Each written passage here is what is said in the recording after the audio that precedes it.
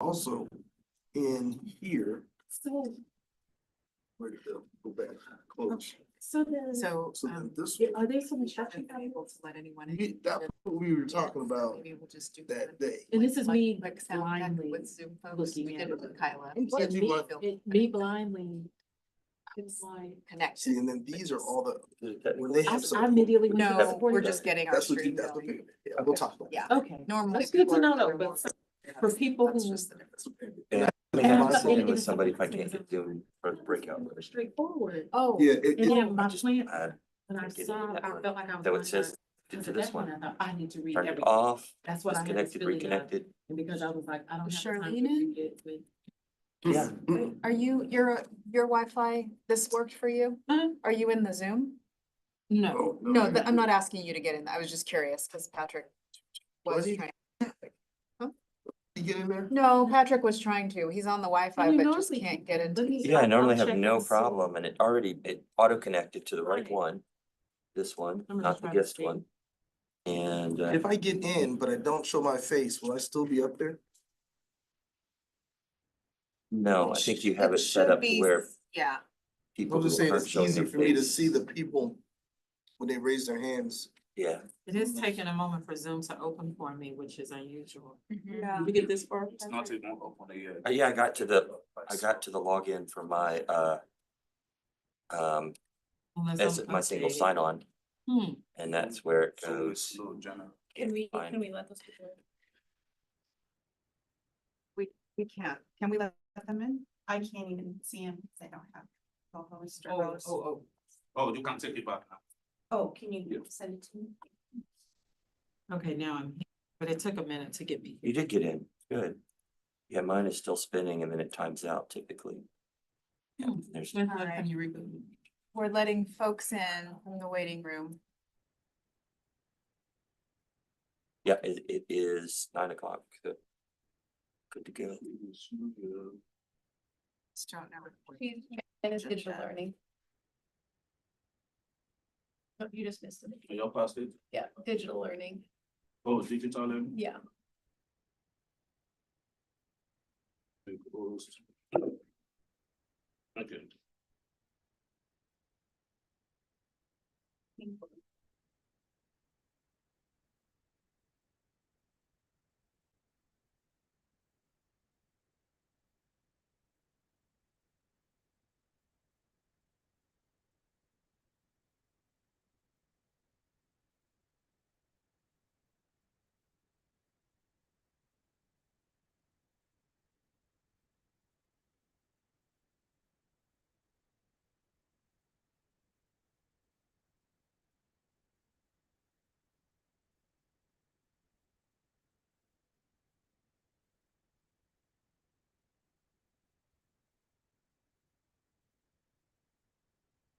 Good everyone.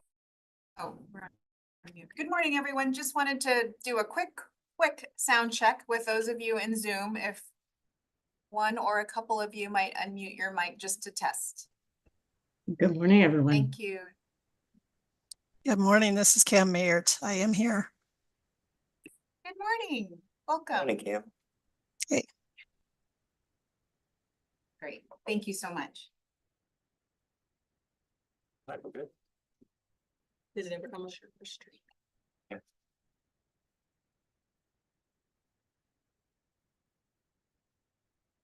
We're waiting a moment here to make sure that the live stream is working correctly, so we'll get started momentarily.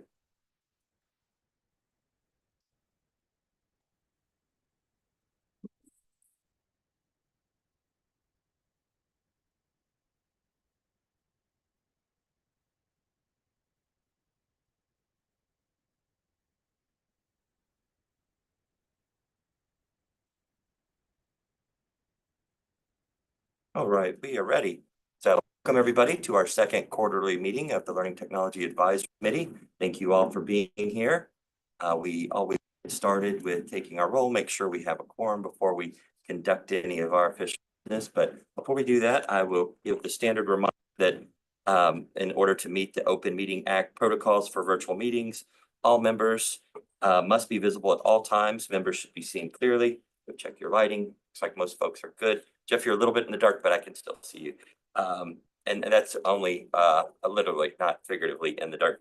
And facial expressions must be visible, and members should only be off camera during our breaks or when we're doing our work group work.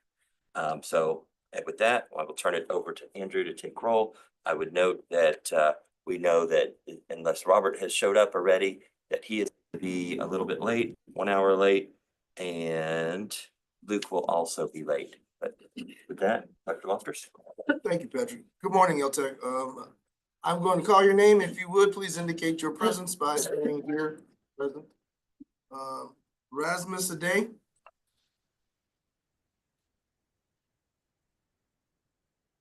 Janae Higgins. Here.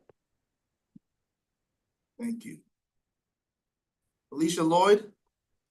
Here. Thank you.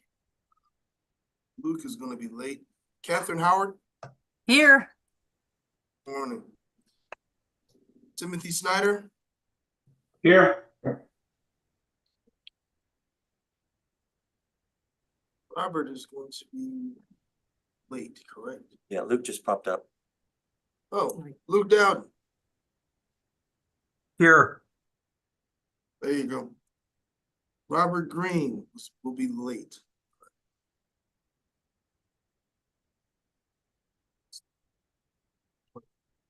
Janet Camps. I'm present. Okay, there you go. Nikki Whiteside. Here. Morning. Oscar Hernandez. Here. Morning. Good morning. Patricia Abrigo.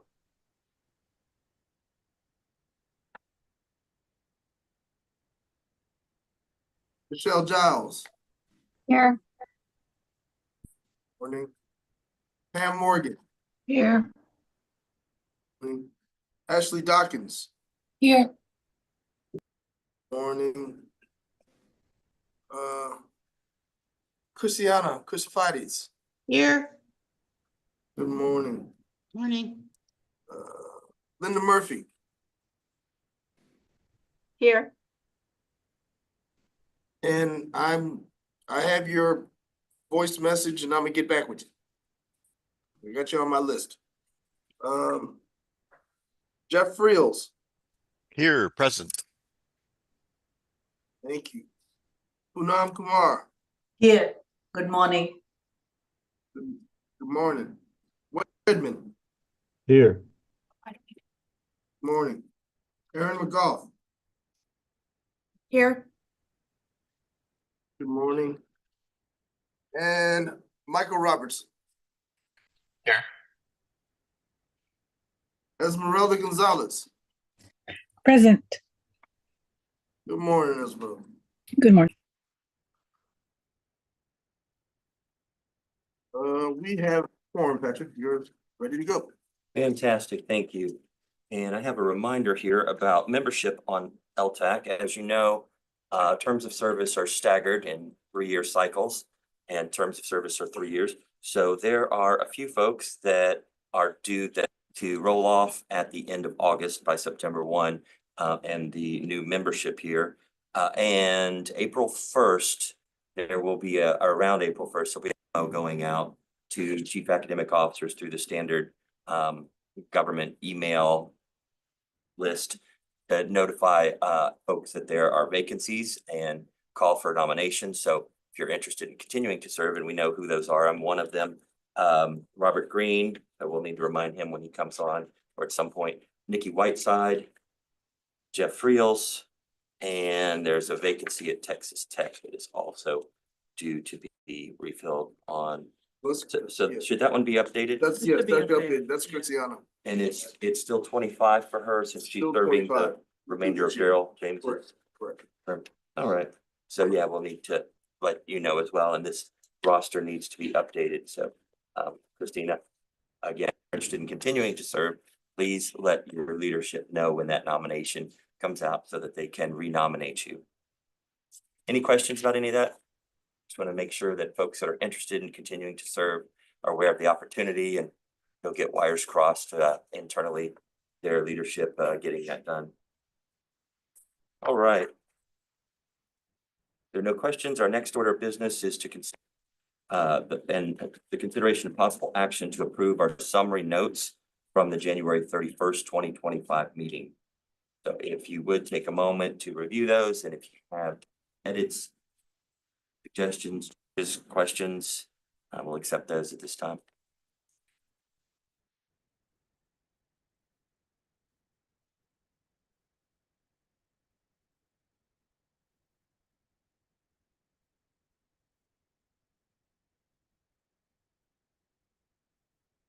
All right, hearing none, I would accept a motion to approve. So move. This is Oscar. Say your name when you make a motion. This is Oscar Hernandez. So move. Oscar. Thank you, Oscar. Is there a second? This is Kat Howard. I second. All right, thank you. And so we have a motion, a second. All in favor, please vote by raising your right hand or putting your emoji up or your reaction for hands up.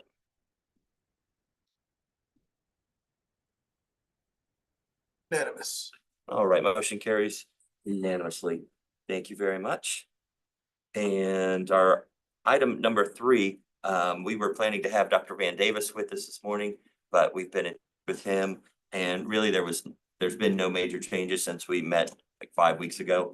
And so we're still waiting to see what will be coming out of the federal government regarding distance education, digital learning, and perhaps the Department of Education at large.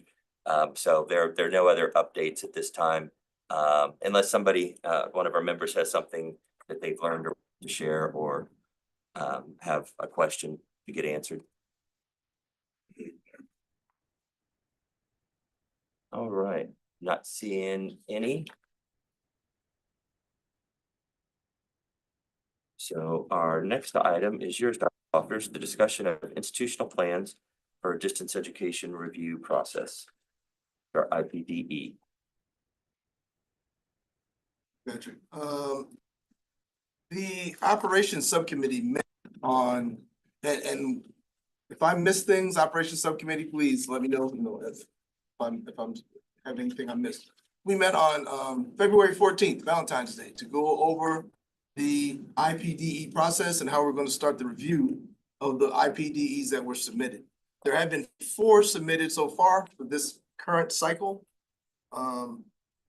We do have an interesting situation where we have 2 of our members who are actually part of institutions that are actually being reviewed for this first cycle of IPDEs. And we have made accommodations for that, was that when their IPDE is up for review and we're making comments as a group, they will be they will recuse themselves from their own IPD review process. And then we will bring them back in for the other one. So that's how we're gonna handle that. As I said, there were 4 IPDEs that were submitted through a new process that we made with a smart sheet system. The institutions put in the IPD information, then was stored in the system, and then it alerted us. We were able to then take down that information, download it into a spreadsheet that I tried to make as user-friendly as possible. And we went through that spreadsheet on the February 14th meeting to show exactly where the information is housed, as well as any supporting documents. Each institution has their own folder of supporting documents that were submitted with the IPDE process. We decided, or the committee decided, on the February 14th meeting to choose one IPDE to review this time that we could all do, and we chose one that, the other 2 were not affiliated with. And we were going to come back today with a review of what the experience was going through that first review process. And I want to say I did receive feedback from several of you about things that might need to be changed or altered a little bit in the process going forward, and some clarification in what the process looks like as far as where you're getting information. So we're going to get together today to discuss that one institution that we're all reviewed and then we'll talk about it during our work group, and then we'll come out of the work group with a report on that process and any recommendations that we need going forward.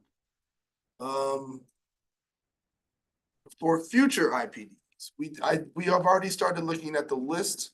I believe there's seven. Institutions that are going to be reviewed during 2025. There's the majority of them are from the June meeting, because the SACs, they're all accredited by SACs. SACs has two meetings, the June meeting for those that are level 1 institutions, and those that are higher than level 1, they do in December. So we have two sets for this year that should be submitted within the next year. Now, Operations Committee, did I miss something or misstate something? Please let me know.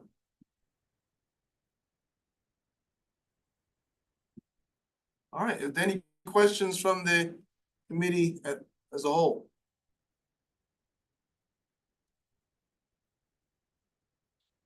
Okay, thank you. Patrick. Thank you very much, Dr. Lockers. Janet, I thought you had a question, but I'm sorry. no, she was frozen on my screen from earlier here from voting, and I was like, wait a minute, it's not the same. So, yeah, but you didn't have a question that we were not getting to. All right, we'll move on to item number 6 and the amazing award-winning Kyla Torrey with our discussion of statewide education activities pertaining to generative artificial intelligence. Wow, Patrick, that's quite an introduction. Thanks. Hey, everybody. I'm on this side of the Zoom this time. How you doing? All right, so activities pertaining to generative artificial intelligence. So we just had in February our 3rd Digital Learning Summit with the theme of choosing agility, adapting to a new era of innovation and digital learning, which was largely on artificial intelligence and other emerging technologies. So that was held February 11th and 12th. We had over 1,600 registrants from across the country for that event, and that included representatives from about 73% of Texas institutions, some of which hosted idea exchanges for faculty and staff to meet and continue the conversations about information that they learned at the summit. The recordings for the sessions will be available. There are about 30 sessions, including some keynotes, and they'll be available on OER Texas on the Digital Learning Summit Hub as soon as we get those up, which should be shortly. We had our AI Empowered February webinar on Texas AI integration, a Texas AI integration showcase, and we had representatives from Houston Community College, Sul State University, and Texas A&M University who presented lightning talks on the AI work being done at their institutions at various levels in the classroom, creating academic programs, and sort of research and all these things. So the audience also got a preview of the Adapting to Innovation Hub on OER Texas that is under construction, and they were able to provide some specific feedback about resources and communities of practice that we should include in the hub. That hub is scheduled to be launched later this semester, and the recording for that webinar is on DL Texas. Should you want to go and get a little preview of the hub yourself. And speaking of AI Empowered, we have our next webinar on March 19th, which is titled Agility Framework and Adapting to Innovation. So Assistant Commissioner Singh and I will do a deep dive into our Agility Framework, which is a structure for guiding action and adapting to emerging technologies and innovation. And then members of your own Learning Technology Advisory Committee's Adapting to Innovation Subcommittee will discuss various examples of that framework in action. You can register for that and all AI-empowered webinars on DL Texas as well. And lastly, just yesterday, the Division of Digital Learning co-hosted a town hall with the Southern Regional Education Board on AI and higher education accreditation. Participants learned about the work that's being done by the SREB Commission on AI in Education and participated in small group breakout discussions on the current landscape of AI efforts by accrediting bodies, as well as guidance needed for institutions and programs and community participation and ongoing conversations and what that might look like. We had a Padlet that we used to store the breakout room conversation topics and themes. And that will be open to anyone until March 14th. So we'll send that link along to you after the meeting, should you be interested in contributing to that conversation. We only met a few short weeks ago, so that's what I have for you in that period of time, but there will be more next time, no doubt. And I'll be back with more DL updates later. Dr. Troy, do you want to share anything about the work that the PAG is doing with core essentials, course, etc.? Yes. So the PAG is our project advisory group, which is made up of 4 different institutions, some of which are represented on this call. It's UT Austin, the University of North Texas, San Jacinto College, and Austin Community College, and they are helping us with a variety of AI-related projects and adapting to innovation-related projects, including the facilitated learning network, professional learning that's been going on. And one of the things that they are currently working on is a course on adapting to innovation, and more specifically on kind of core essentials in AI and how different institutions and faculty and staff are using AI and other emerging technologies at Texas institutions. So that's in the works. I don't know if you want to add more, Patrick, but we'll have more information about that, I think, pretty soon. But for now, it's in progress. That's correct. I think it's finally getting its wheels on, making some progress on it. Have an outline that the team has been reviewing. We're picking modules for development. And this is also going to be in coordination with Luke and his team, who will be digitizing and putting the content into a course platform for us. And I guess one big update was we were anticipating it might be launched late 2025. In the most recent meeting, that was revised to be a August or fall 2025 launch.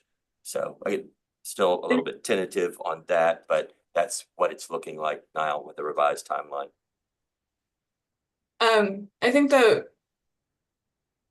maybe the most important part of that is that it will have OER components for that course, so it will be available on OER Texas for all institutions and anyone who wants to use it and adapt it for their own localized needs. So that's the plan.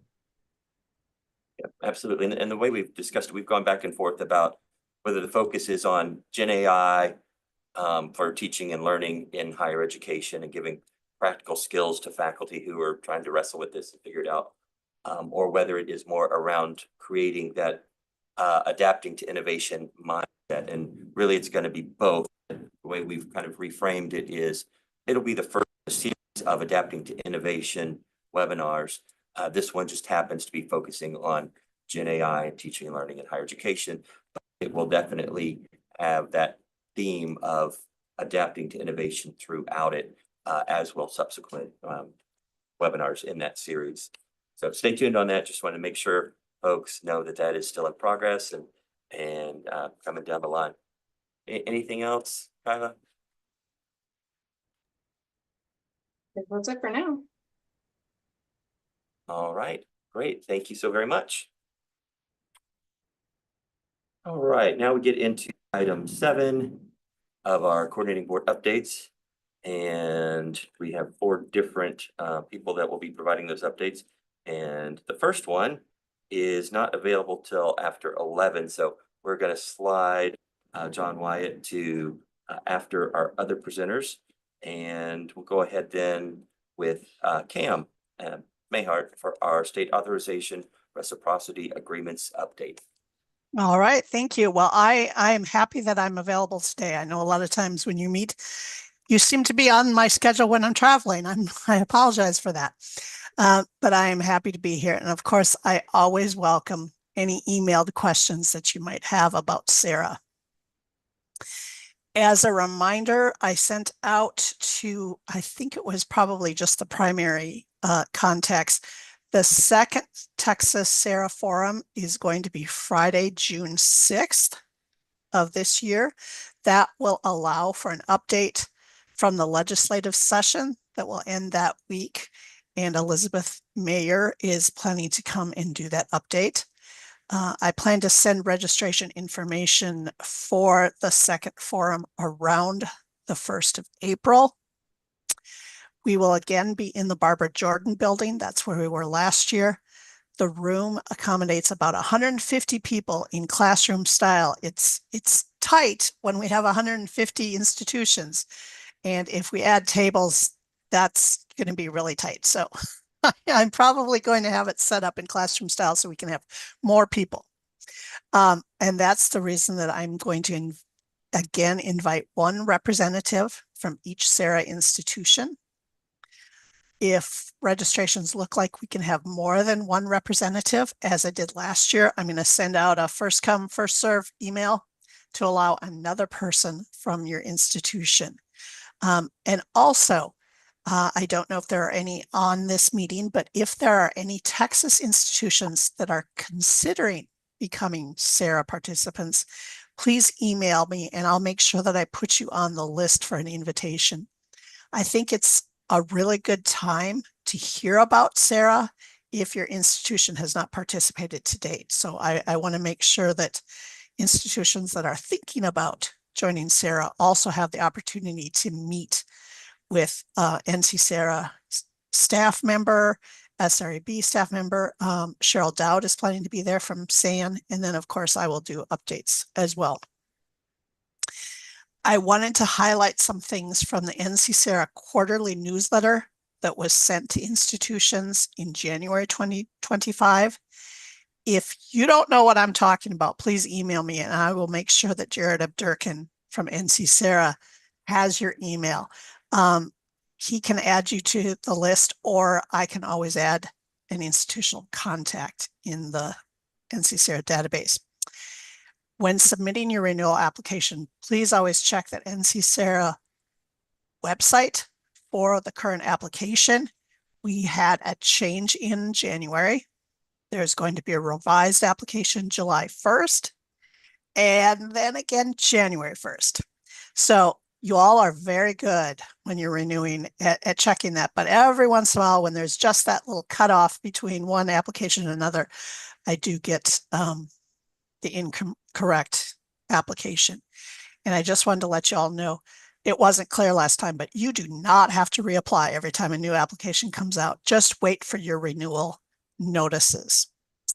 Speaking of those applications, the Sarah policy is that they will remind you 90 days out, and you can send me that renewal application anytime, but you're going to get another reminder at 60 days. And that's really when I'm expecting the application, because then I have some time to review it and get back to your institutions, just in case there's some information that's needed or is missing.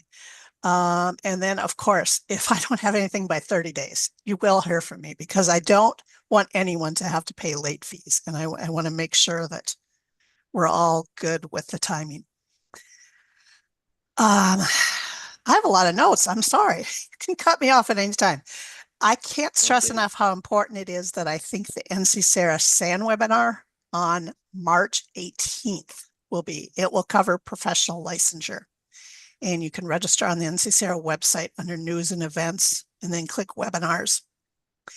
If there's one area that I wish institutions had a better understanding of, it's professional licensure and what the U.S. Department of Education requires. There have been some changes there. And so I think that website should be very helpful in getting institutions up to speed. And just as a reminder, Sarah policy requires institutions to meet federal requirements. So I review a lot of professional licensure websites. Some are really, really good and really complete. So I compliment you on that. And some are the bare minimum. And I just want everyone to make sure that they are following federal requirements. And then finally, we just had an NC Sarah webinar on the 5th. That was 2 days ago. If you missed that, they were talking about data reporting and the requirements, and many will be pleased that they are now going to do a file upload, so it should be easier for everyone.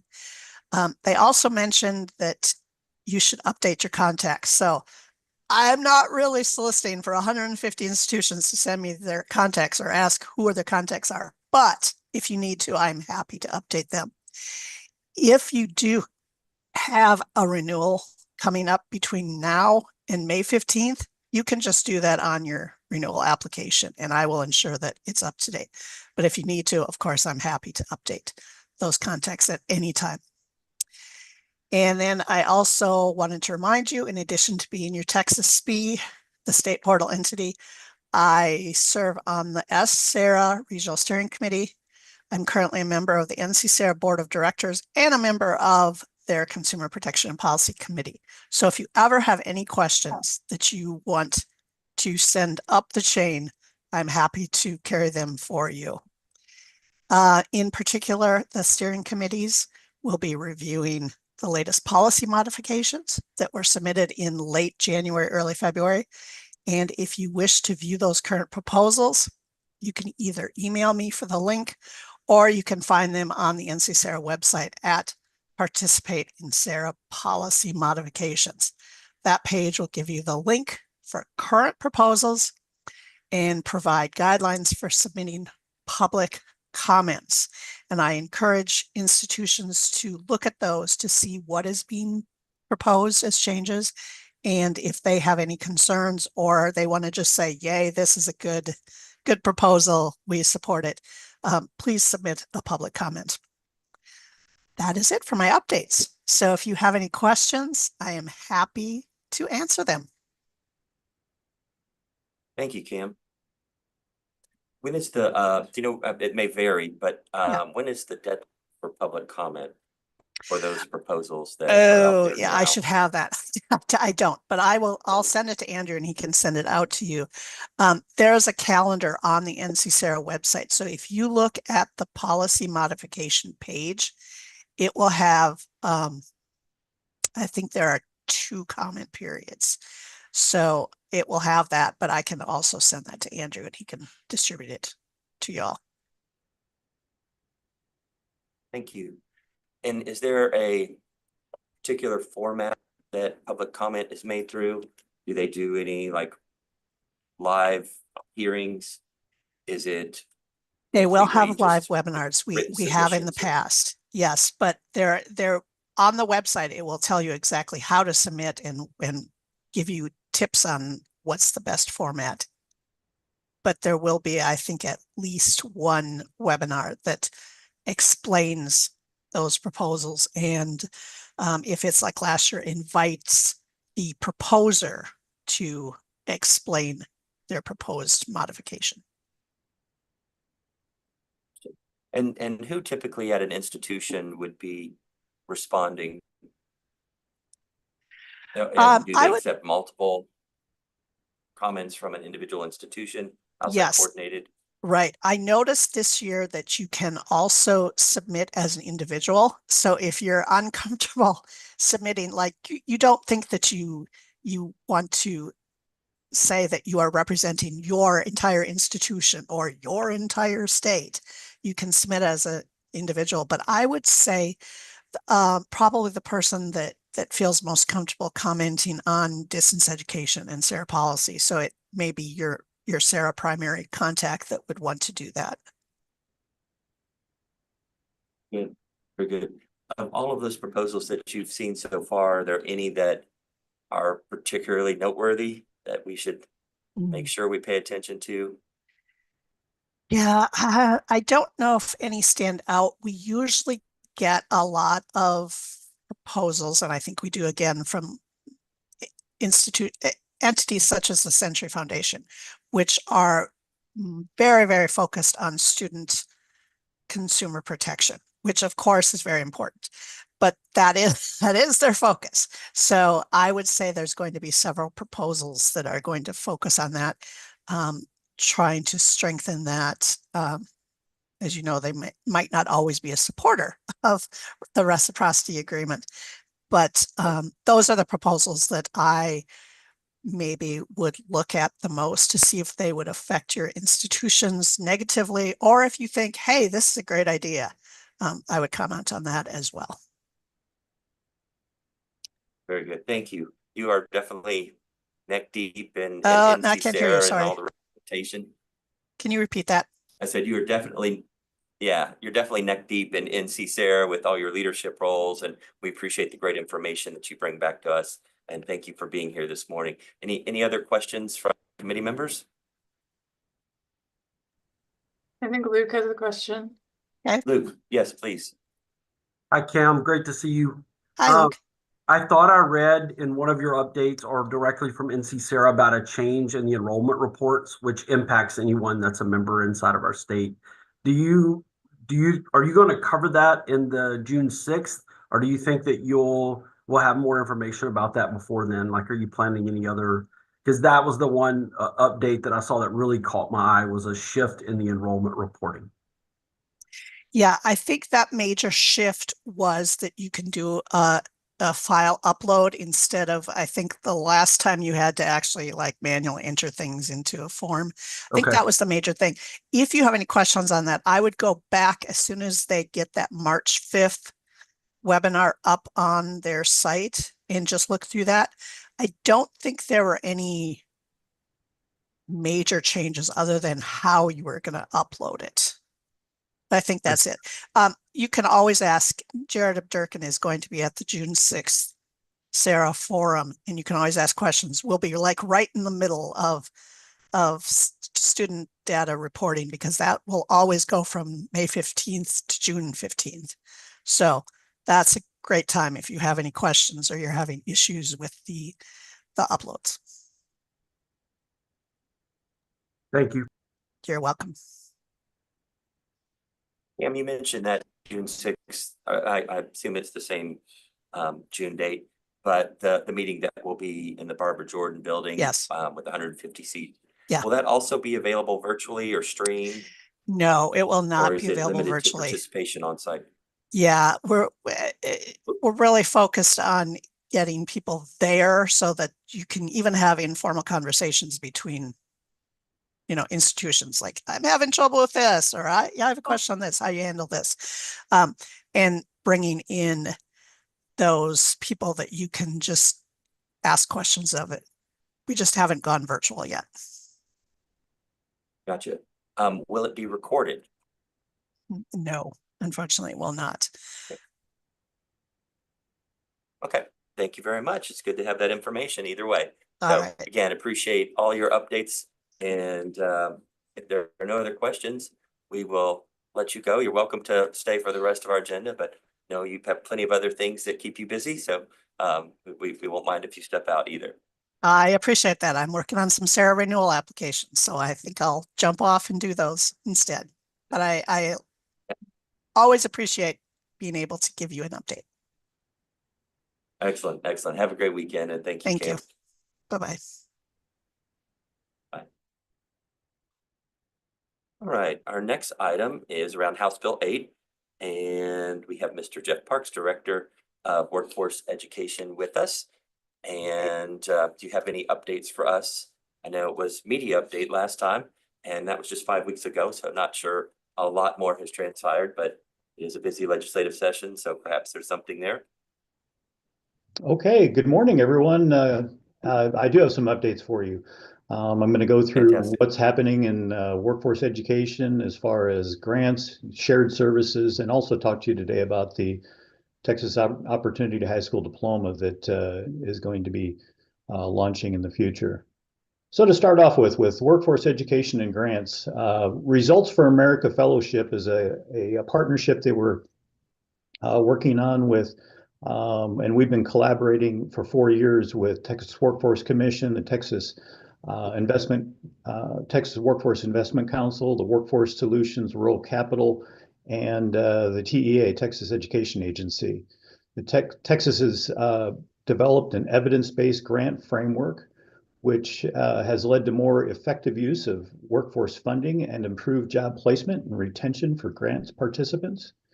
And Dr. Tina Jackson is an RFA fellow and will represent the agency at a national convening of the conference February 25th, or she did, February 25th through the 27th, providing insights on Texas workforce strategies and outcomes. In regard to Perkins Basic and leadership grants that we're currently working with, Perkins Basic, the mid-year allocation that provides an additional $6 million in carryover funds for community and technical colleges, supplementing the original $38 million in formula-based allocations. These funds support career and technical education programs, helping institutions expand workforce-aligned training and improve student outcomes. There are currently 11 Perkins leadership grants. Those colleges have received those grants to implement statewide CTE initiatives. These projects aim to foster collaboration, innovation, and advancements in program offerings, ensuring workforce readiness and increased alignment with industry needs. The next is the Texas Reskilling and Upskilling Through Education, better known as the TRUE Grant. TRUE Grant supports short-term, high-value workforce training at public two-year institutions to address Texas's labor market demands. The 24-25 funding round awarded $12.7 million across 43 grants, impacting 136 credential programs in high-demand sectors such as healthcare, IT, and construction trades. Since receiving the funding in 2022, nearly 400 credential programs across Texas have benefited from the TRUE grants, equipping workers with industry-recognized credentials that lead to higher wages and stable careers. And the last section in the workforce is the Post-Secondary Prison Education Program Advisory Committee. That was established educational opportunities for our incarcerated students, ensuring that programs prepare them for employment upon release. The stakeholders are THECB, the Texas Workforce Commission, Texas Department of Licensing and Regulation, the Texas Association of Community College, Windham School District, advocacy groups, and student representatives. Dr. Tina Jackson serves as the agency representative and recently presented at the Windham School District Board meeting to highlight best practices and national trends in prison education programs. In regard to shared services, we have an IT research and advisory subscription pilot that we're working on right now. The agency launched a pilot program for the IT research and advisory subscription services to support digital transformation and infrastructure planning at community colleges. Currently, there are 5 institutions that were selected to participate: Del Mar College, Lee College, South Texas College, Trinity Valley College, and Wharton County Junior College. The agency is currently procuring a vendor with a contract expected to be awarded in March. These institutions will use the subscription services to develop IT roadmaps and strategic sourcing plans, ensuring cost-effective and scalable technology investments. This goes along the lines of bulk purchasing and cost-saving initiatives. Shared Services Senior Director Amy Pfluger is leading the efforts to leverage collective purchasing power across Texas community colleges. She attended the Texas Association of Community Colleges Chief Information Officers Conference just recently to discuss collaborative efforts on bulk procurement. Areas of focus include bulk purchases of computers, software, and IT equipment, improving operational efficiency and reducing cost. Pfluger has extensive experience in statewide procurement coordination, including leading bulk laptop purchases for Texas entities during COVID-19 pandemic. And then lastly is the Texas Opportunity High School Diploma, better known as OSHD, because we love our acronyms. The program overview and the impact of it is the OSHD is designed to help Texans without a high school diploma, which is approximately 3,000 adults, earn one simultaneously while completing a career and technical education program at a two-year college. The program follows a competency-based model that ensures students master 5 key learning areas aligned with Texas workforce needs. The agency engaged industry stakeholders and employers to revise the learning outcomes and ensuring graduates are equipped with the skills that translate directly to employment opportunities. The participating institutions are Alamo Colleges, Dallas College, Del Mar College, El Paso Community College, and San Jacinto College. Subject matter experts from these institutions are collaborating to develop assessment instruments for each of the 5 core competency areas, and these assessments will align with the learning outcomes and performance expectations. The implementation of this program is the assessment should be, the assessment development is expected to be completed by the end of April. And institutions are working to determine the baseline tuition and contact hour equivalency to ensure program affordability and consistency across the state. The full OSHD program is targeted to launch in Q3 of 2025. And for me, that's my updates for today from Workforce Education. Is there any questions? That was a lot. That's great. That's great. I have a question about the shared services work that's being done there. Yeah. And you mentioned it was 5 or 7 community colleges that are they 5. piloting it? Is that the idea? And then it be expanded to other community colleges? That is correct. And that first area of focus is around IT research? Yeah, IT developing a roadmap of, how IT services, whether it be software or computers, how do you procure them? And it's working with smaller institutions because of the fact that those smaller institutions don't have that same ability of the buying power of large institutions across the state. And so the idea is to help those particular colleges become more efficient with their funding. Right. And the idea being that they would together have the size to do bulk purchases and realize those advantages. And so it's how to navigate those channels, I suppose. That is correct. That is correct.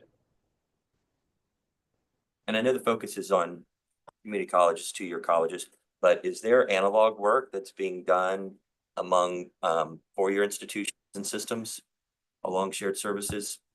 And this is for that is a anybody, good not just you, Jeff. question. That is a good question, but I can't answer that because I'm not sure. I'm talking from the Workforce Education Division, and we deal primarily with the 2-year colleges. So that's a question that I can find out some more on and get back with you.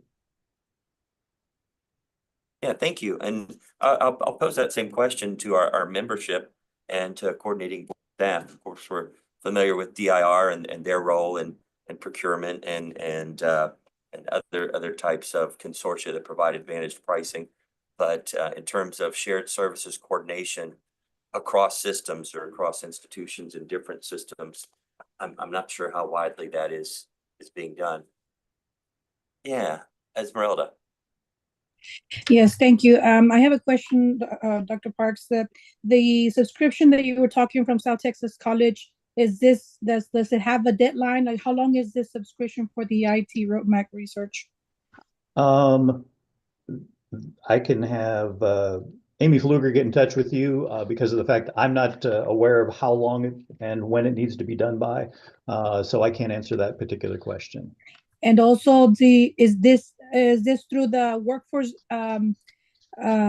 Texas workforce, or is that through the 2-year college, South Texas? Because South Texas College is in the Rio Grande Valley. That's why I'm asking. It's a sister to the UTR, University of Texas. We have a lot of curriculums intertwined. So that's why I was more like, when I heard you say that, I was interested in about the subscription. Is it through the Texas workforce or through the South Texas?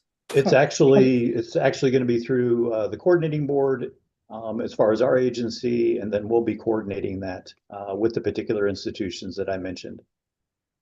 Okay, thank you. You bet. So I'll find out some more on the information on the subscription services and the sign up for you. Okay. Other questions? Thank you, Jeff. Yeah, any other questions?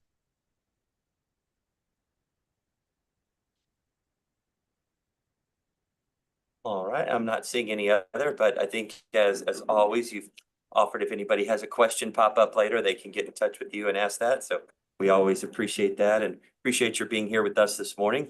And as we told Cam, we know you're busy and have other things to tend to. You're welcome to stay with us, but we completely understand if you get back to work, and we hope you have a very nice weekend. Thank you. I appreciate your time, everyone. And if you got any questions, let me know. Have a good weekend. You too.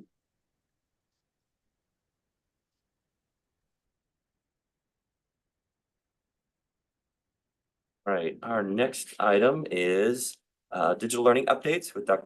Tori. And looking at the time here, it's 9:50. And our only remaining business after Dr. Tori's items is John Wyatt, who won't be here till 11 a.m. So we'll probably take a break. And we may go into work groups before our 11 o'clock, but we'll here in a moment. For now, back to you, Dr. Tori, with our digital learning updates. Hello again. I feel like I always talk to y'all right before the break, so if you don't have questions, I'm going to choose to believe that that's why. All right, so some things going on in digital learning, outside of AI. One, or including it too, I guess, but one is that it's Open Education Week. Happy OE Week, everyone. Yay. And we had a few events this week to celebrate the work that we're doing in open education. One was the AI and Higher Accreditation Town Hall that I talked about. And we had that during OE Week based on the principles of open education, like free sharing of knowledge, and collaboration and work. And we try to build those principles into all of our work and to make as many of our resources open as we can. So that town hall was part of our OE Week events. We also had a session on OER and universal design for learning that was co-presented with us by CAST and ISKME, who are our partners on the OER Texas repository. And we had a session on Tuesday that highlighted all of our open education work in progress at the Division of Digital Learning, including our 4th OER landscape survey. 4th. It was distributed to all institutions yesterday via your chief academic officer or chief instructional officer. This is a biennial survey. It assesses OER practices and policies at Texas institutions and provides valuable insights to us as we shape programs and resources in the future. Along with some insights from the Texas Community OER Town Halls we held this past year, we're expanding the research this time. We added some additional questions, and we're also analyzing the survey data to offer a national comparison for Texas OER initiatives. So that will all be included in the report that will be publicly available in the fall. But I would encourage you, if you have an interest in OER or you are the OER lead at your campus, to look out for that survey because it is now live and available for you to respond. We also have the Texas OER Fellowship Program applications are open for year 2 fellows. The Texas OER Fellowship Program aims to support mentor relationships for OER use, creation, and capacity building at institutions and statewide. We have the year 2 fellows will be selected based on their experience and their desire to become a leader in open education in Texas.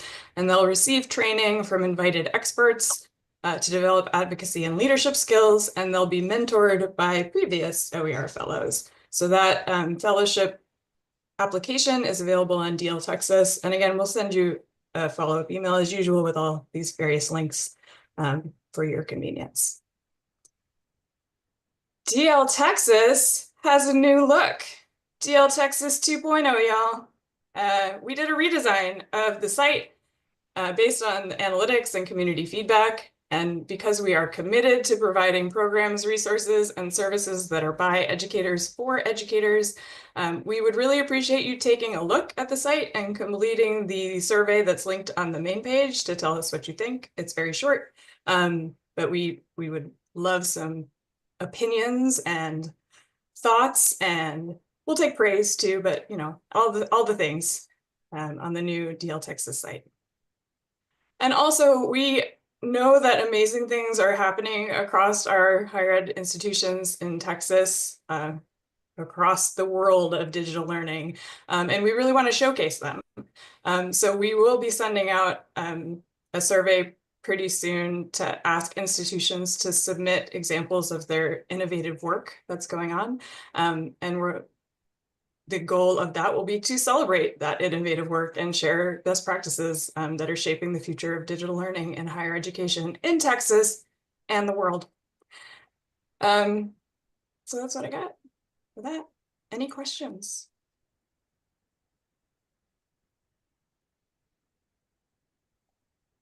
I knew it. It's because it's break time. That's all. All right, thank you. Look, if we've had changes in leadership at our institutions, how can we confirm that who you're sending the landscape survey out is the current CAO? That would You be could just my. Go Oh, ahead, sorry. go ahead, Kyle. Oh, I was gonna say you can just email us, Charlene, and we'll check and make sure, but it should we try to keep updated with leadership changes as they happen. Okay.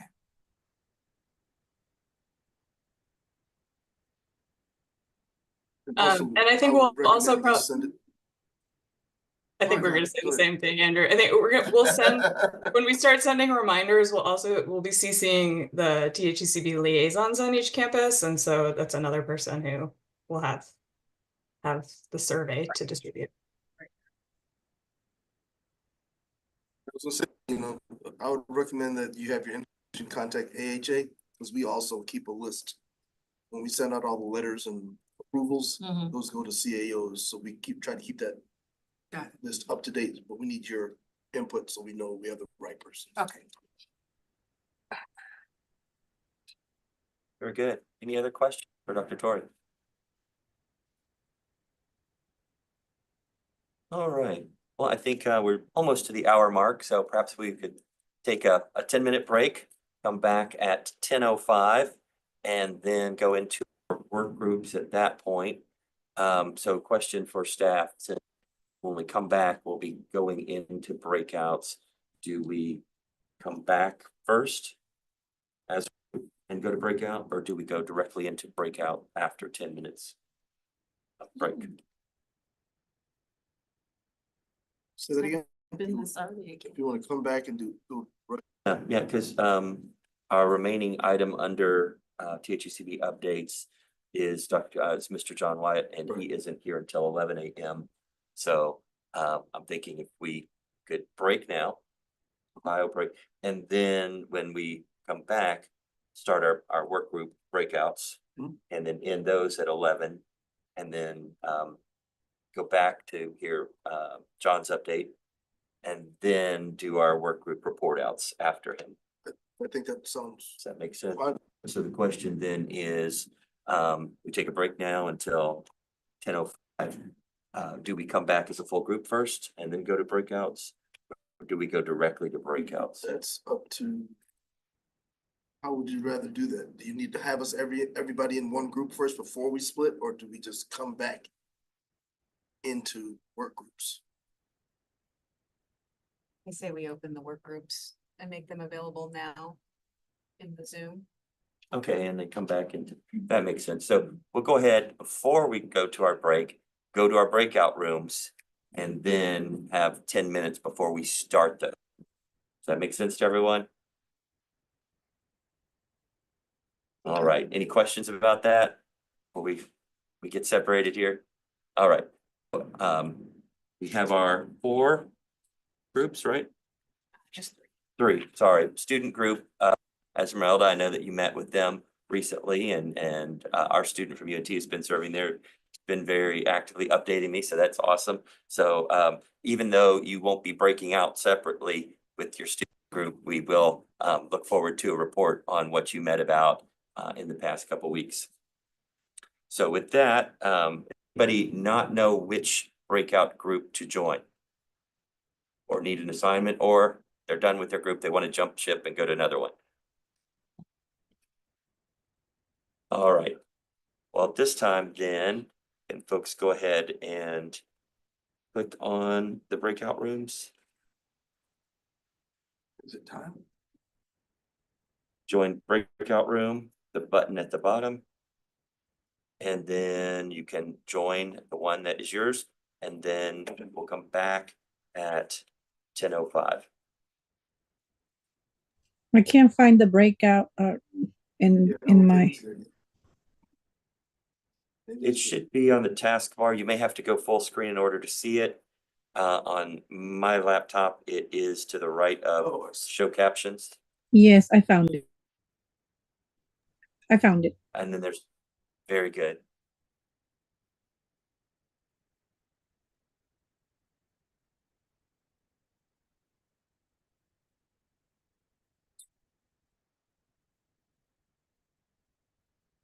So you want me to go over here to the other side? So, yeah, so we have both of these rooms. Okay.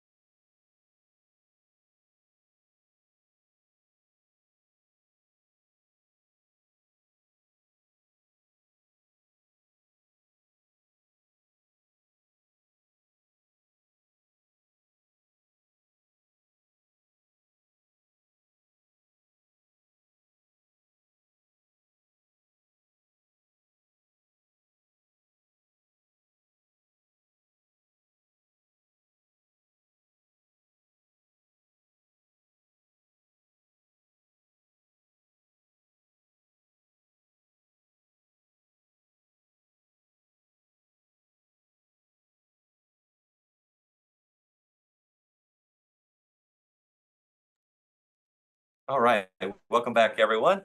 Hope you had productive conversations.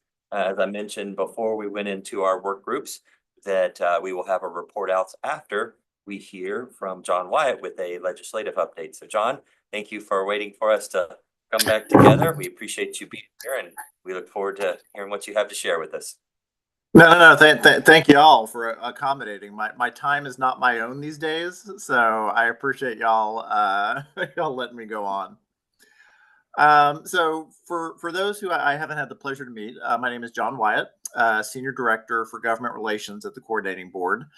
So I work with our agency and the legislature on issues of higher education funding and policy. So making sure that the legislature has kind of the information and perspective they need to make informed decisions about higher education is my goal. So I'm going to present a little update on kind of where things stand in terms of the 89th Texas legislature. As you know, we've been going for a little over 2 months now. But we're kind of really at the point now where they kind of really kick it into gear and the kind of heavy lifting of the session gets underway. We now have fully appointed committees. So we know in the Senate, Chairman Creighton is overseeing a combined public education and higher education committee. And then in the House, we still have a separate House Higher Education Committee being chaired by Representative Terry Wilson. So both of those committees have had some initial meetings. Our commissioner testified before House Higher Education this past week.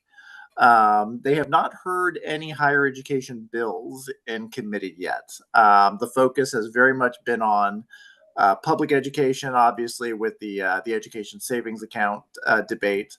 But I do expect that very soon, very likely next week, they will turn to some higher education policies.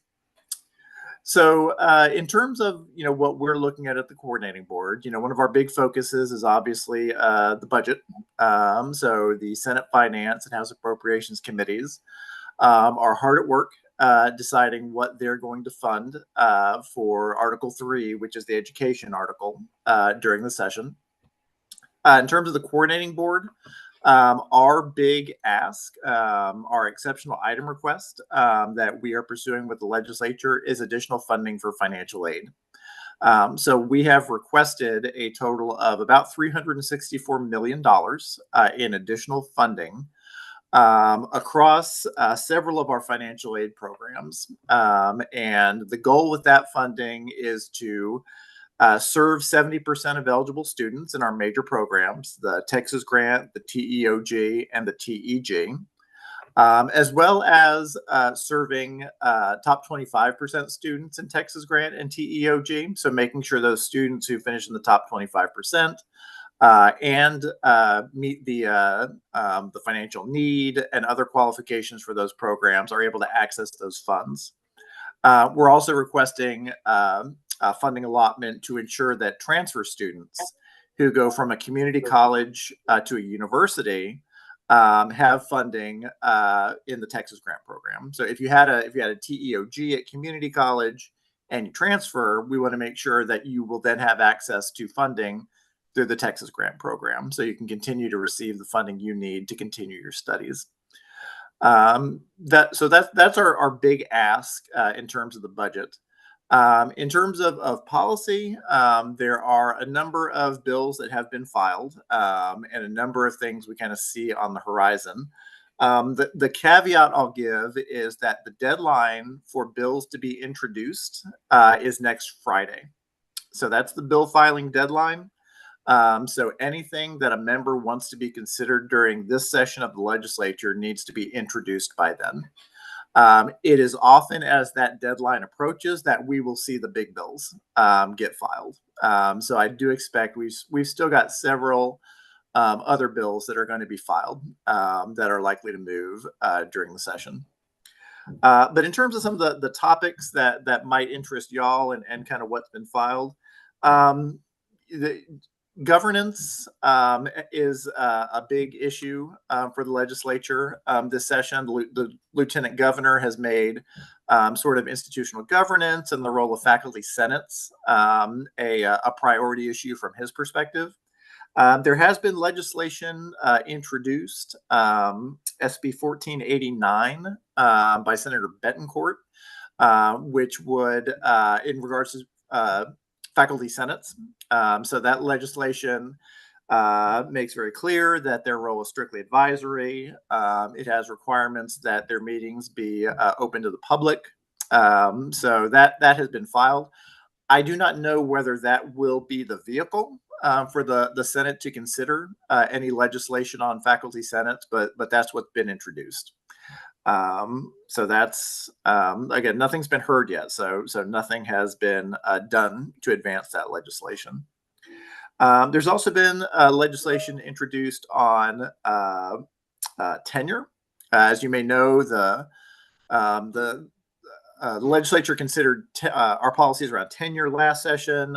They ultimately didn't really make any changes, but there has been a bill introduced, HB 1830, by Representative Shaheen, which would essentially abolish tenure going forward.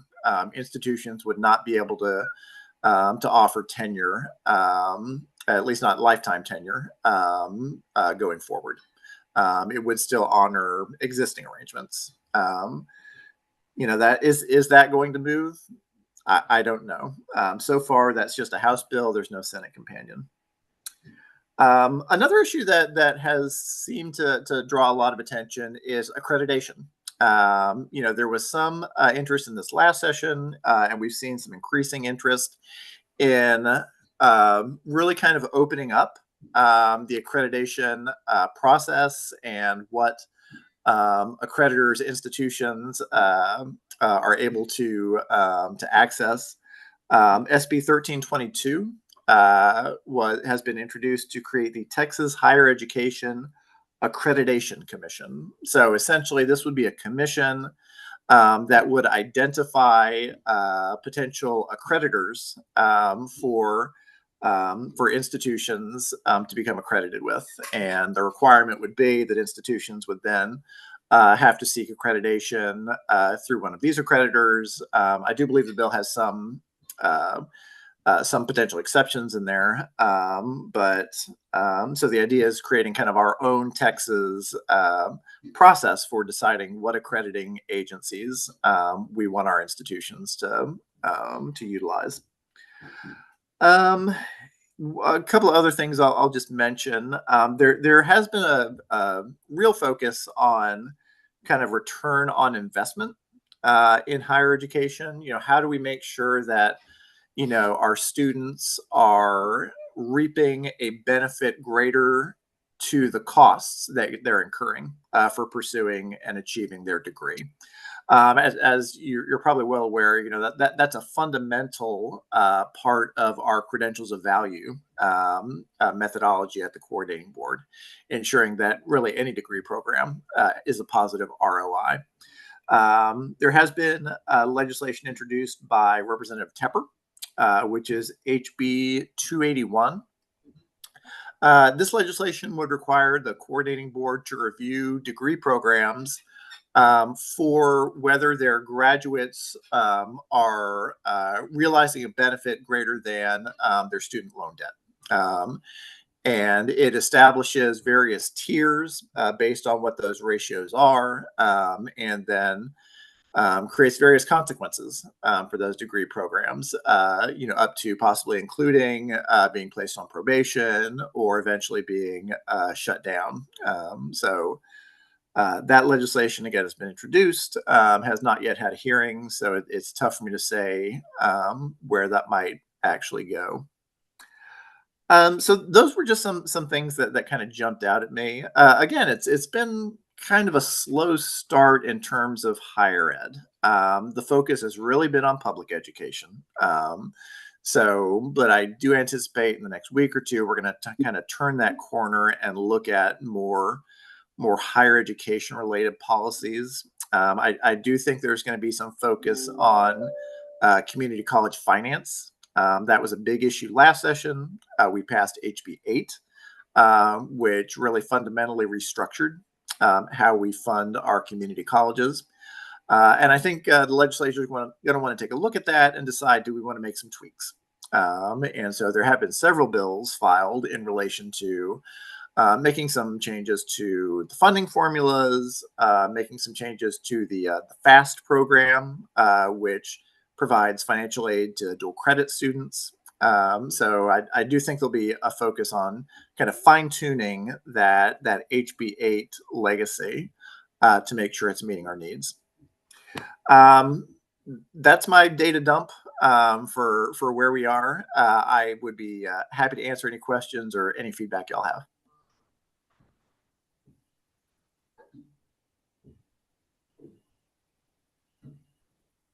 Thank you, John. Any questions from our membership?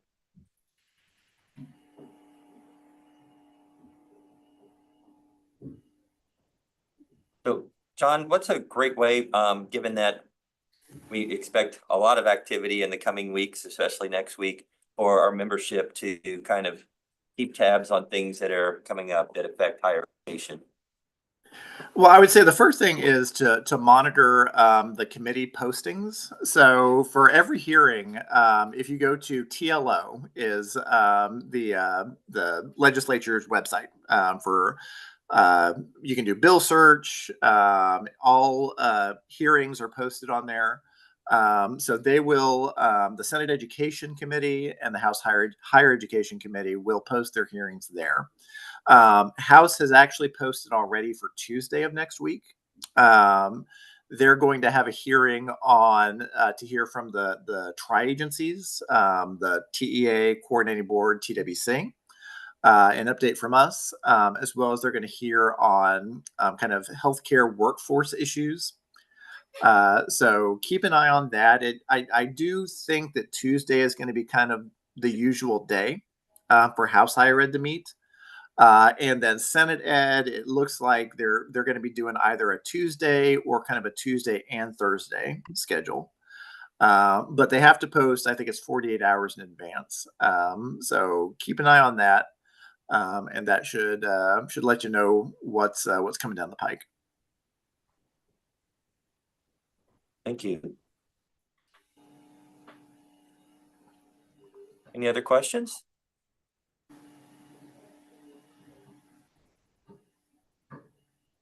Well, hearing none, I want to say thank you, John. Oh, I was just going to Jeff, say do you have thanks a to question? John. I had questions. I had a list, but John answered all of them. So thanks, John. You were He's out in good. front. Wow. I've never batted 1,000 before, so that's pretty awesome. And if y'all do have questions, like as things are going along, please feel free to contact, our staff and they can, get in contact with me. It's important for me to make sure folks are informed of the process. So don't hesitate to reach out. Thank you. Thanks so much. Appreciate your time. Y'all take care. You too. Thanks again.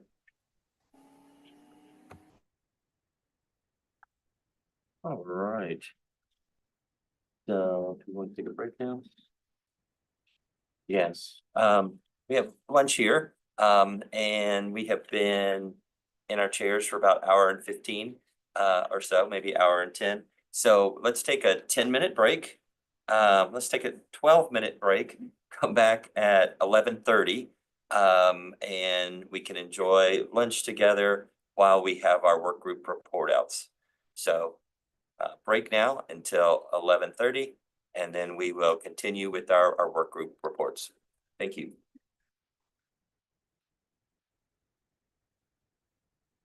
I think Luke said he had a 12:15 hard stop for him. He had something. So I was going to see if we could. Let them go first. Yeah, let it go to. Of course. I'll write it down.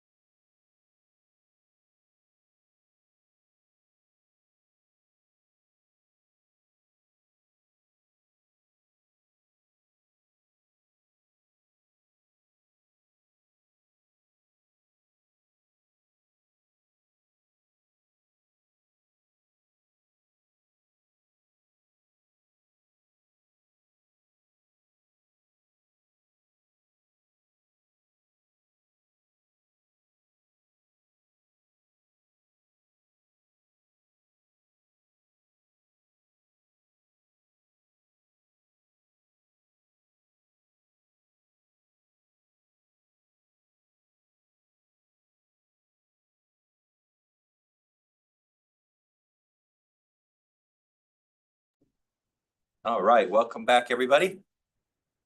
Everybody a moment to turn their cameras back on and rejoin us. Stop chewing, no.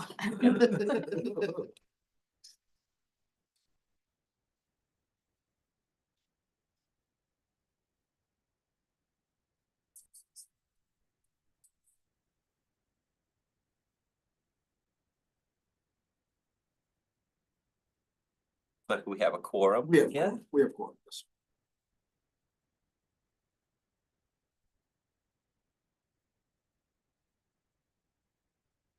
Right.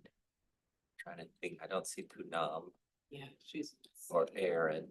They were both here before. I can't remember everybody, but Poonam had to step away, Patrick. She will not return. all right. Thank you very much, Luke. And Luke, I understand you've got another engagement coming up at hard stop at 12:15. So as we begin again with our report outs, would like to let you go first if you would like to. Yeah, so we had a really robust discussion in the operations subcommittee. As a reminder to the entire group, we as a subcommittee had agreed to do the review of the IPDE submissions using the new process. The committee met their goal to complete one review by today so that we could discuss not the process of the review. And so here's what we've committed to, Patrick. Our goal is still to have all 4 reviews completed in time for consideration by the entire LTAC at the June 13th meeting. So we're still feel like we're on track for that. In terms of the reviews, we've completed one of them. We are going to re-review that that institution submission, and we're going to complete a second one by April 10th. So that is when we'll meet again. So we are going to meet as a committee on April 10th at 9 o'clock and discuss our findings. In the interim, staff received our feedback on improvements to the process. So we discovered some really helpful process improvements for evaluators. Staff is going to make those improvements in time for us to start this next round of reviews. The other thing is that we also identified some future opportunities to help submitting institutions that are coming due in the next year. So Dr. Lofters provided us an update about that. So I feel real good. There's a lot of details that aren't necessary for this report out, but know that we were busy the entire time, and I really appreciate the committee's engagement on the reviews, not only the process but considering the submitting institutions and how we put them in a position to be successful, and how we also make sure that we streamline reviews and achieve consistency. So that's our report, Patrick. Luke, I would just want to add to Sure. that we do have two folks on the committee that have submitted proposals, but their proposals are not being looked at this time. We have 4, but we're using the other 2 to look at to assist our processes. So we have not looked at the 2 that are on LTAC. We haven't looked at those 2 institutions. Yeah, and as a reminder to protect the integrity of the entire process, those individuals will recuse themselves when we evaluate and discuss their specific college submissions. Thank you, Charlene, for noting that. Luke, do you expect there to be any back and forth as you review these with institutions, or you feel like you've gotten everything that you need to make that recommendation? I think we can better answer that after our April 10th meeting, Patrick. To be honest, there are enough process improvements that I can't give you a definite. I will tell you we discussed that. We discussed the role of staff and Dr. Lofters, and we're prepared. We understand and are going to document what that will look like. So for future people that follow behind us, they'll know what the expectation is. But we did have a robust discussion. How do we best use staff? How was it used in the past when proposals were reviewed? I felt like we came to a conclusion and identified the need to document what that process looks like. Very good. And so at that June meeting, would we expect you'll be recommending 4 programs or 4 IPDEs for approval? Or if any of them don't yet meet that mark, would you be recommending fewer, or would you give a negative recommendation? Or would that ever happen? Will it always be not yet? Yeah, we would bring forward, I think it's the expectation of the committee that we would bring forward proposals that are ready for your approval and that we would support a recommendation of their approval. And so what we are trying to do now is ensure that the process doesn't disadvantage a submitting institution, and that we also have clarity about our roles and responsibilities within the evaluation. And I think we're calibrating appropriately, so that there's integrity in the process, and what we bring forward to the committee, we can feel very solid about the recommendation. So I hope that answers your question. Well, just to clarify, so if you weren't able to bring one forward out of the 4 for recommended approval. You would not, we do would not, you- yeah, we do not anticipate bringing forward for public discussion IPD proposal that we would not recommend for approval. Very good. Andrew, Thank this you. is Yeah, Pam. that was the clarification I was seeking, and that makes a lot of sense. Sorry. Andrew, this is Pam. I think it will work exactly like the doctoral proposal committees worked, where we don't bring forward a plan that is not ready. Or we doctoral would be- dissertation. Don't let them defend if they're not ready. Yeah. And we would be working through Excellent. staff to get to a yes, or to get them prepared. I mean, I think there is a definite intent, but hopefully that clarifies. Absolutely. Thank you very much. Any questions from other members of the LTAC? Thank you Patrick, very much. I know you'll go ahead. I just want to compliment the members again. It is a very highly engaged group. And I want to thank the staff, Dr. Morrell and Dr. Lofters, for their guidance and their engagement. I felt like we had some really robust and productive discussion. It's because of the commitment of our members. So thank you to all of our members. Absolutely. And like to recognize that work and the work that you'll be doing in the months between now and June to review those. I appreciate the flexibility and sense of fairness that you've approached this work with, how to get institutions across the line, how to make sure that they feel supported throughout the process. It's really to be commended. So again, thank you and your operations committee very much. Sorry, I've got sandwich crumbs on my agenda here, but I can make it out that we could hear from either our research group or our QA group next. Either of you like to jump in? Who's I'll the go ahead fastest and buzzer? jump in.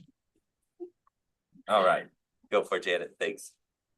So our quality assurance group, we have been for the past several months coming up with the exemplars that can be used for the IPDE for institutions to look at, just to kind of help them along their way as they provide their or they develop their narratives and look for evidence that can support those narratives.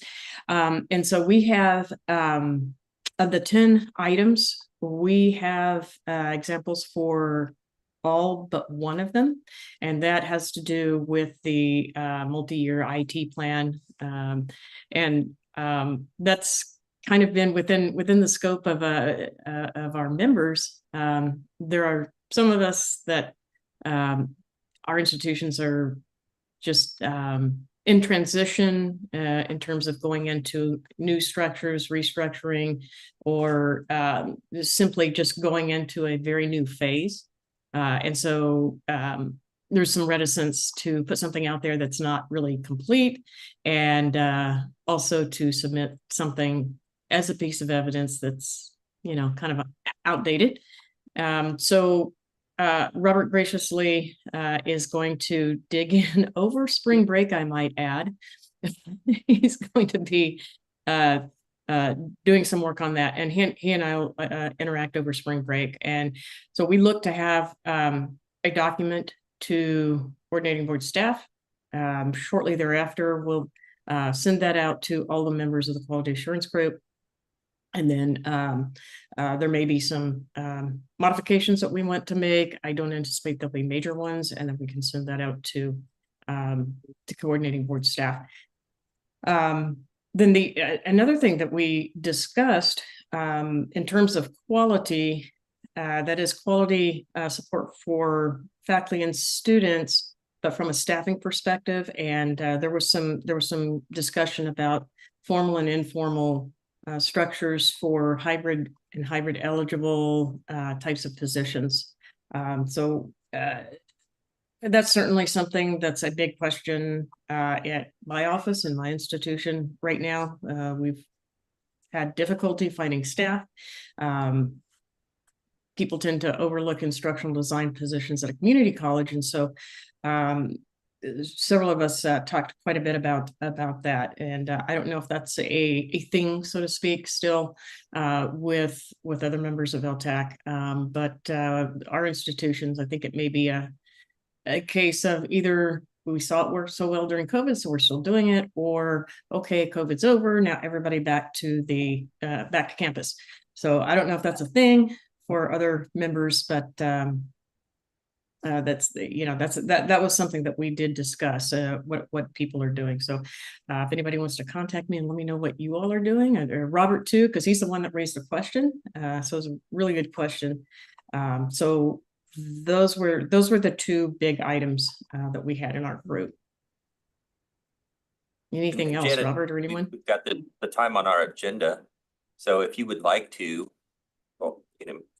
put that question to our group about instructional consultant resources and what they're finding, we have the time. Yeah, I'm good. I'm fine with that. That would be wonderful. And Luke, the question? Janet, it might be helpful for you, Robert, Poonam, and I to meet and for us to give you feedback about what we're seeing in the reviews, because as you're creating the exemplars, I wouldn't want there to be a disconnect with what you're advising and then what we're also saying. So I think there's an opportunity that we identified for your good work to be used, but I do encourage us to just have a discussion because we could easily be out of alignment with what you're calling an exemplar, but us as reviewers are saying this doesn't answer the question. So yeah, I think there definitely needs to be alignment. And I know there's been some questions from us about what they've seen in from your group and so on and so forth. So I think that's a great idea. Yeah. Luke, I'll send out a meeting invite or a doodle poll to see when availability would be for me, you, Poonam, and Janet. Sure. And I think include staff, please, Dr. Will Morrell, do. Dr. Lofters, and whoever's advising your subcommittee. And the other item is if we do it after April 10th, Robert will probably have even more insights that would be beneficial to the conversation. So sounds good. With this additional collaboration in mind, Janet, when do you think that it would be fair to circulate the exemplars to the full LTAC committee? It seems like Sometime internally, April 10th. you're going to work on it next week, get it to coordinating board staff. They need time to work with it. And Yep. then you'll be gathering with sometime after April 10th. Exactly. I think about Janet, and let me know how you feel about the timeline. If we meet with them April 10th or shortly thereafter, I think we could get it done by the end of April or before the end of April. I think that's reasonable. If that, okay, I'll say this is, I think it's reasonable for us. Luke, I'm not sure about you all. again, I think we can give you some really good feedback about what we're observing after completing 2 reviews by April 10th, and then have a discussion about it. We can kind of give you feedback and then, yeah. Great. Sounds good. Excellent, if ambitious. Great work, y'all. Appreciate that. I know that the CDC is involved. It may be challenging during the legislative session as it ramps up towards the end here, but it's really it's awesome to see this work we began years ago finally coming to. We have an IPDE form and we have a process for reviewing it. Got the exemplars and that those things didn't exist a couple years ago, and it's all due to the volunteer work of this group and the collaboration with CB staff. So again, thank you to you and your committee operations, and Luke, thanks for the opportunity and invitation to collaborate with them. I know it's going to be helpful for the institutions who are going through this. Do we know, Dr. Lofters, how many we have next year? Talking about that, prepared for the Yes, meeting. I want to say it is 7. I can give you the exact number in just a second. I've got it. It's 5 in June and 2 in December. Yep, 7, okay. Okay, 5 in June of 2026 and 2 December. 2025, Oh, this year. this year. Ones we're reviewing That now. they're due. Gotcha. Right, Gotcha. because And they then next year we were gonna look at, and it's even larger, right? I think next year's a bigger. It's like a bubble. So 7 more. So your good work only gets paid with the request for more good work. Patrick, That, but yeah. Somebody have a question or comment? I do. Hi. I just want to add one thing, which is that if y'all are gonna work over spring break, please just like bring your laptop to the beach or something, at least. Come on now. And the other And keyboards is horrible. I mean, that's fair. That's fair. At least outside, it's nice out right now. The other thing is that, just to make you all aware, on the agenda of our April board meeting is a small amendment to the current rules about with the IPDs and all of that. There was some language that was unclear. It was the intention always to not have everybody who submitted their last IPDE in 2002 have to now submit an IPDE right away. They would do it after their next accreditation cycle, right? So that they're coming in batches like they are. The language around that ended up being unclear in the rules as written. So we're just submitting an amendment for approval to the board so that it is more clear, so that we don't get every institution's IEP at the same time. thank you for mentioning that. I recall that we had identified that was worked on to identify. So it is either the first time that you're going to be offering distance education, or whatever your cycle is for your institutional accreditor reaffirmation. It coincides with that, not if you haven't had it in 10 years, then it's absolutely that. It's not fixed on that 10-year window, but rather that cycle, wherever you may be in it with your institutional accreditor. So, yep, good to get that worked out. It's amazing, as many moving parts as there were for that, and as complex as it was, that that's the only thing that we didn't quite fine tune and get clear. It was great to work with the General Counsel's office on refining all of that. So thanks for letting us know that is getting at the April board meeting. All right, we have 2 more committees. We have our research committee and our student committee. And Jeff, do you want to go next with research? Sure. And then Esmeralda, you're on deck. Thanks, Patrick. So the research committee met and talked primarily about a survey that Digital Learning is getting ready or hoping to send out later this spring or summer in conjunction with some other vendors. It would be a faculty survey around digital learning broadly, but it might include items related to perceptions of AI and AI in the classroom, things of that nature. We primarily talked on topics that such a survey might cover, and there were lots of them. We had a very robust discussion. It was very engaging. So for example, differences in virtual versus in-person engagement, digital literacy challenges for faculty, the evolution of assessment in the age of AI, the importance of one-on-one interaction over content, the role of institutions in digital learning environments, the human skills needed in digital learning, what faculty might want to do if there were no constraints as it pertains to technology and digital learning, and broader questions about controlling variables we could use in a survey to control for faculty's openness to change or adaptability, things like that, to help control for faculty would answer questions a certain way if they're just not a very open person, and to help control for that. So that was primarily the gist of what we discussed. We are probably going to meet, maybe going to meet before the next LTAC meeting in June to talk about the survey itself. We'll see some version of that hopefully prior to the meeting, and we can go over it and make some changes to it. Of course, we'll let y'all know how that's going as things are moving along. But that was the gist of our conversation. Thank you. Kylie, did you want to add anything?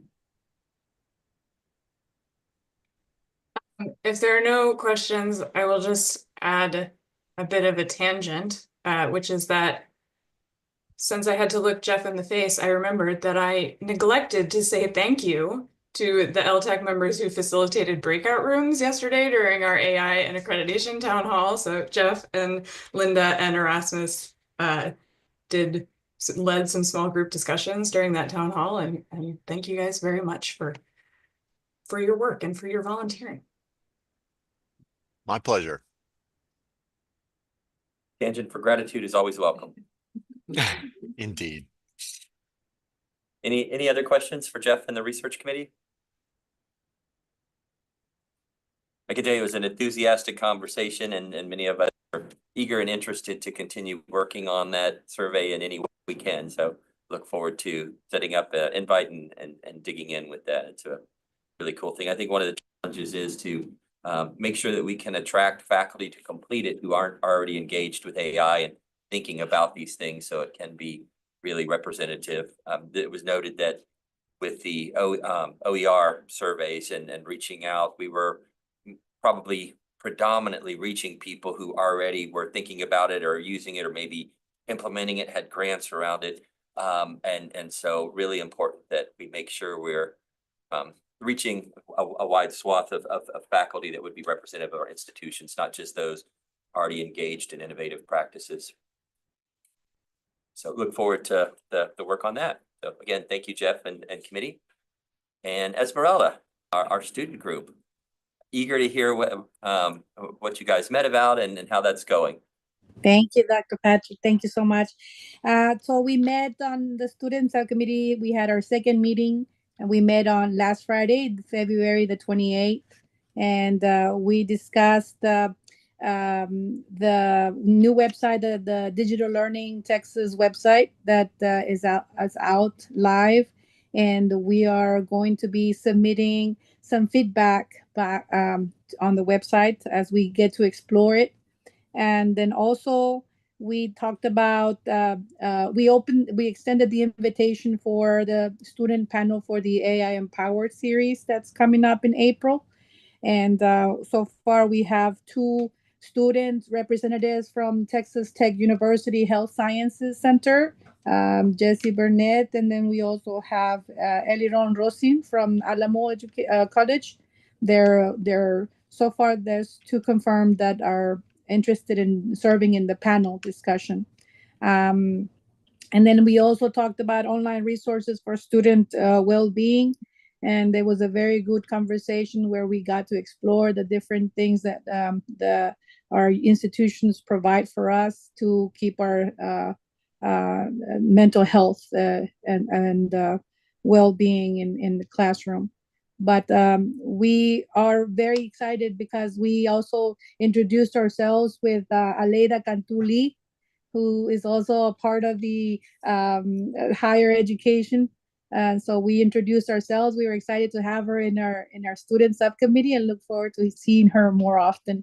And also we also welcomed Jeremy Solorzano, another student from San Jacinto College, and we were excited to introduce ourselves and have a welcoming attitude for everyone that comes to our student subcommittee. We're excited, and we hope we continue to have the leadership. And since we're in the topic of gratitude, I like to thank Dr. Morel, because she's a great, she helps us and guides us in the right direction. She poses the right questions, and we get to explore those questions. So thank you so much, Dr. Morel.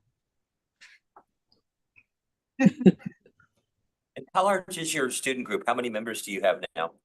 We have 8 members, and including myself, it's 9. And then we have 3. Usually, we have 3 visitors from the CB, and we have higher education. So Kyla is also a participant, and Dr. Morel, and then now we have Aleida with us. So 3. Oh, we also have had ¿cómo se llama? Marianne Mado.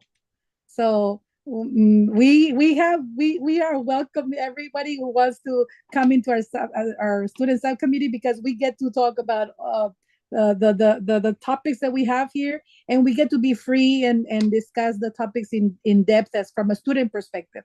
So I really appreciate the opportunity to chair this subcommittee, and the support that I get from the coordinating board. Well, Clearly, we appreciate your service. Go ahead. Oh, sorry. I was going to say, clearly the DL staff really likes hanging out with the student group, since we all pop in at some point. It's fun. But I think that we do have spaces still for students from LTAC member institutions if you did not hear your institution named and you want to get in on that. Yes, we want to welcome. If more students are willing to come to our subcommittee, please do so. We are a welcoming subcommittee, and we will be excited to have more student representatives from across the state. Dr. Troy, how does that work? Because there was like a call for nominations and manifest as the 8 folks that are there now. But is it rolling nominations, or will there be another period next year when there will be a concerted effort to solicit more participation? How does that process of joining the student group work? Defer to Dr. Morel on some of this, but I think we can kind of do rolling nominations as we get started, but we will probably put into place a more official yearly nomination process as we move forward. The nomination form is open.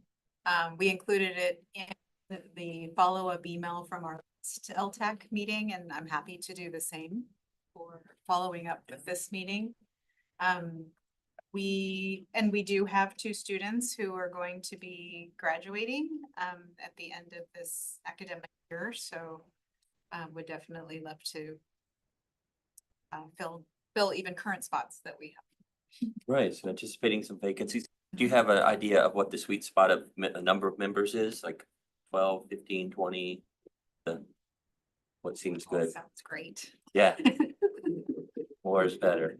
I would like one from every institution that's represented in LTAC. I mean, come on. Let's do it.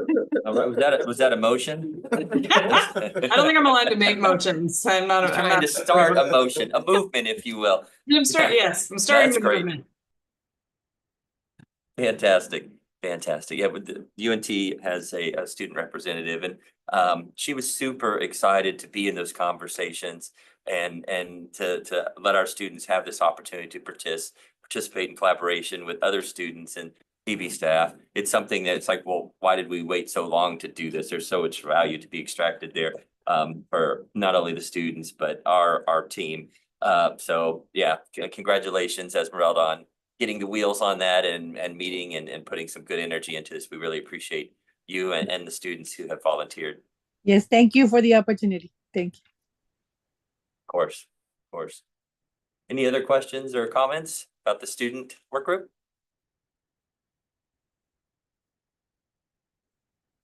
All right. Well, that brings us to our future agenda items, agenda item and our review of our meeting calendar. We know that our next 2 meetings we scheduled out for the year are June 13th and August 8th. And then in between in July, there is a cause meeting where I will go and give a brief report of our activities to cause, which is Commission on Academic and Workforce Success. And that is the day before the July board meeting. So have those on our calendar. We typically have the same standing agenda items that were on our calendar today. Are there any agenda items that you would like to submit for consideration for our next meeting in June? And it might be that with the work that's being done, when we usually have the spot for IPDEs that Andrew, you have on here, it might be that that is where we would consider the recommendations for approval of IPDEs in the June meeting, or it could be part of the outcome of our work group meetings. I think either would work. But being as it would be a recommendation coming from the committee, doesn't require a second. You basically introduce it, Luke, and then we would consider it, ask any questions, and hopefully provide approval for these 4 institutions.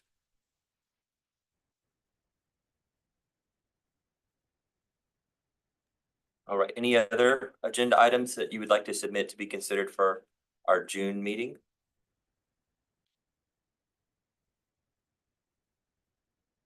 Okay. Hearing none, we will move forward to our last item, which is adjournment, unless, Janet, did you want to sneak in a quick discussion about hiring for instructional consulting positions that can be hybrid or full-time, et cetera? We've got a minute or two, we could talk about that. I would be, and I think Robert and maybe some other folks who are hitherto been quiet about this. If it's it may not be a thing, and it may be more of a thing for community colleges, because the perception is, I think with some reasonableness, is that the 4 years have more institutional deep pockets than community colleges do, and so that may be why it's a little bit more difficult sometimes for community colleges to find those quality instructional designers and consultants and so forth.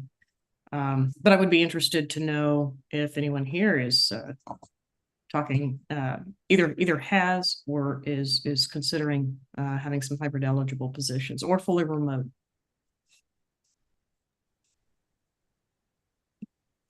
We just hired, I'm sorry.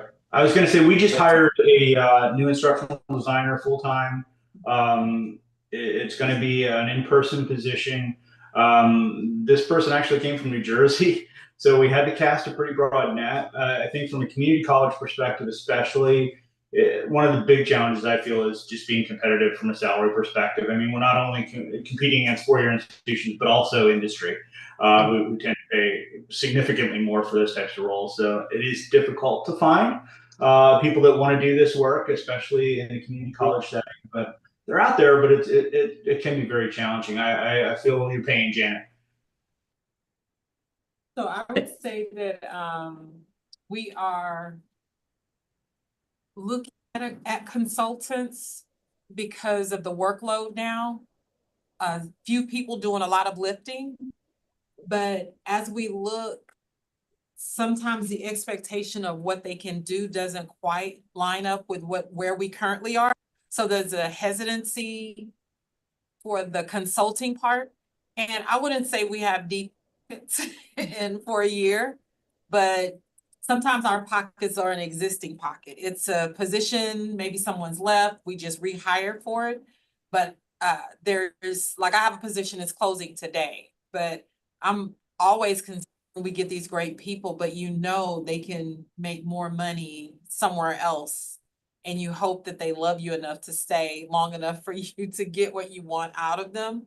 But I would say, and this is even me attending the Texas A&M System Tech Summit last week, that I was able to speak to other institutions in the Texas A&M system, and we all have a concern for qualified instructional designers, and then what company is a good company to choose for consulting work. Sometimes we're divvying out certain projects or online programs for the consulting work. And some of that has not come back very good. And then the instructional designers on campus end up redoing the work. So there's a hesitancy, but I think this is a thing. I really think it is really, really a thing. So.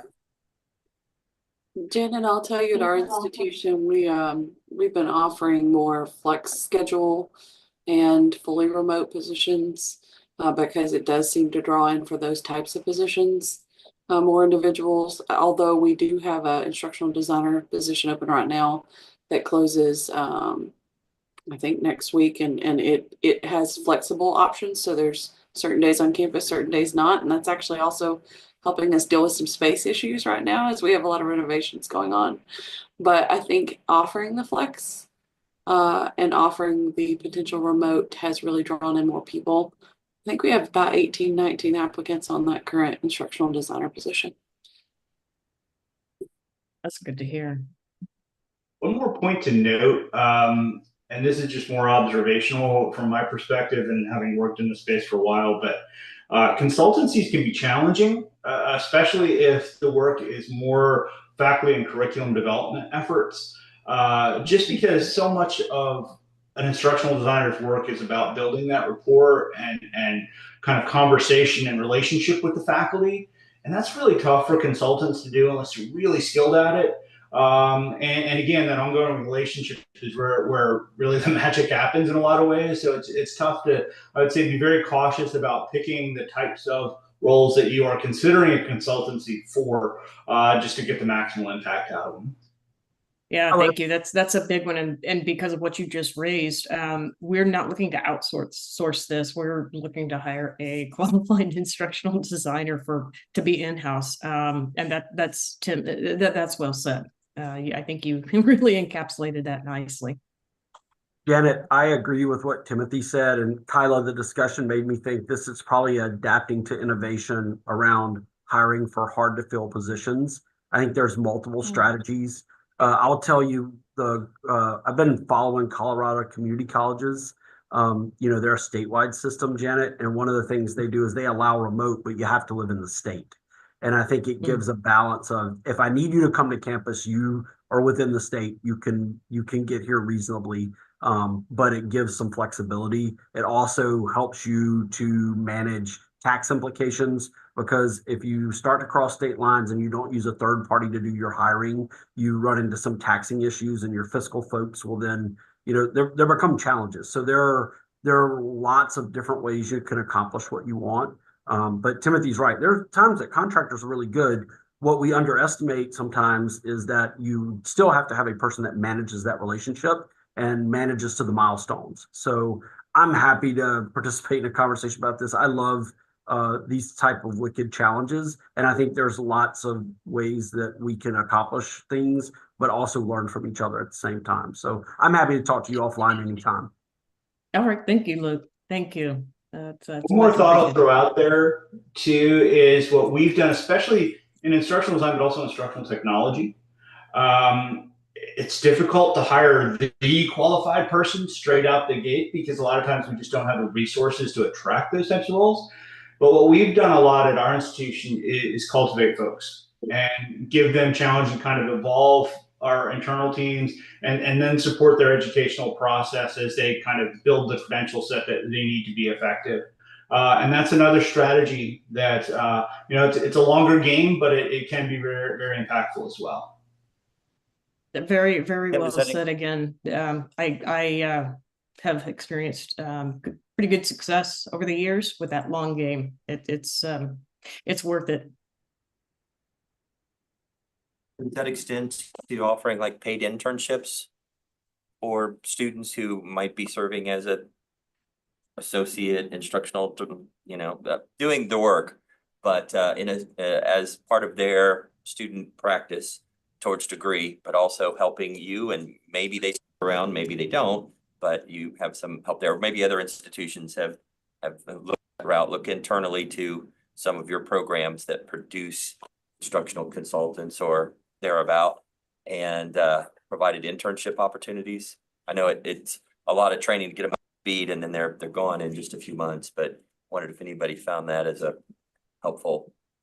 I'll jump right in and say I've done that. I not currently where I am, but I've had a very successful internship program previously for quite a number of years, and it's really, if you get the job description just right, it's great. And I still have with several of those folks, I still have ongoing professional relationships with them. A couple of them have gone on way past me, which is awesome.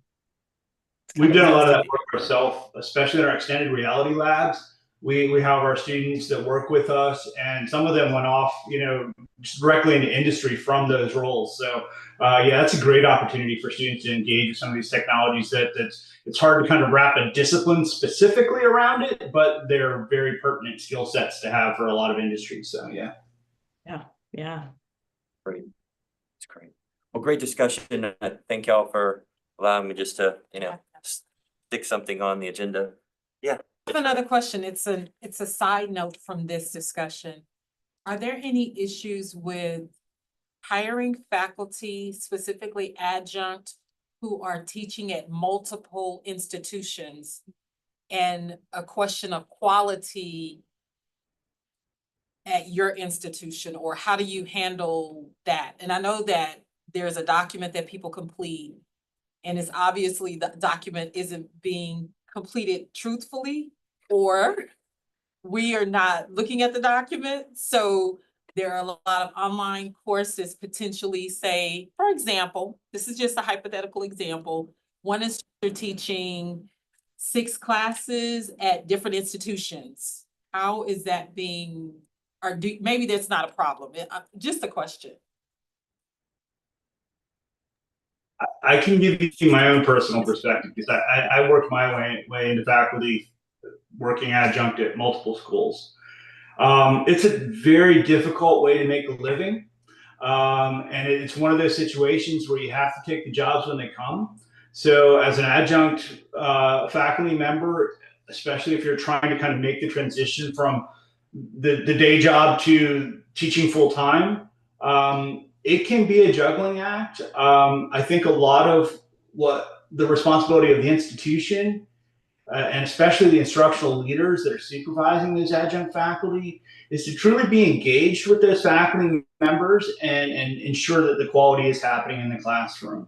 I think that's a key thing because I get what you're saying in terms of forms and questionnaires, and yes, people are supposed to truthfully answer those, but in the same token, it's also difficult for those folks to kind of make ends meet and make a living doing this work, so that they are so passionate about. So I think it's really about engaging with them from instructional level, making sure the quality's there. And again, part of that onus, I believe, is on the institution and especially the instructional leaders to make sure that's happening.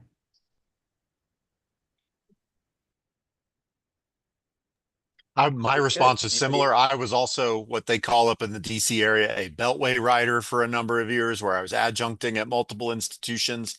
I don't know that there's any way for an institution to be able to track that. So you're dependent on the applicant or the instructor to be able to tell you that sort of thing. That aside, there's not really any simple mechanism for seeing if, Susie Q is teaching at, the community college down the road and then the other university up the street. And, there's not really any good way to do that. So I tend to agree with Tim. I mean, there's not really, it's hard to be able to check for that sort of thing. Best thing you can do is just worry about your classrooms, I think, like Tim said.